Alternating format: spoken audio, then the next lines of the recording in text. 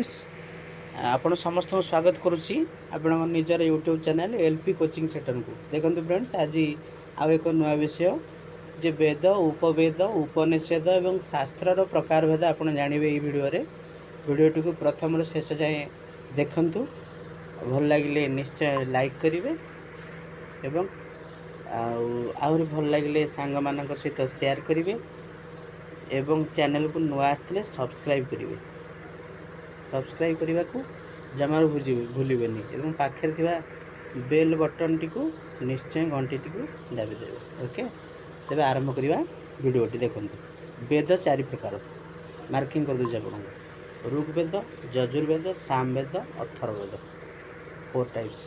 Okay वेद उपवेद भी चारि प्रकार स्थापत्य व शिल्पवेद धनुर्वेद गंधर्ववेद 3 एवं शेषटी हूँ केते ना आयुर्वेद। तापर उपनिषद देखंतु केते प्रकार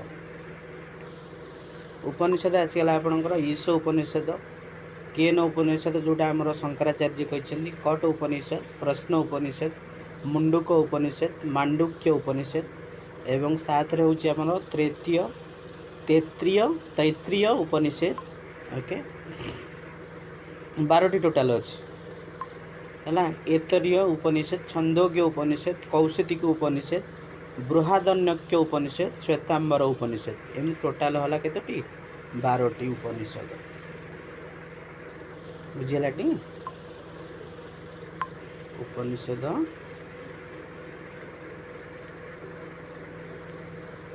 12टी। तापर देखिबा वेदांग वेदांग आपणकर देखो शिक्षा शास्त्र बा वेदांग बा शास्त्र द्वितीय है कल्पशास्त्र व्याकरण शास्त्र निरुक्त शास्त्र छंद शास्त्र एवं ज्योतिष शास्त्र 6 है। तापर देखते आपणकर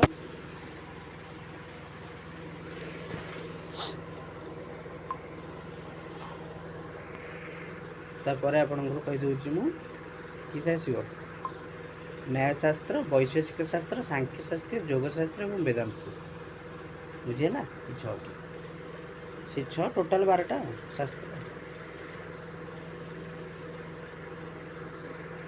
ओके धन्यवाद।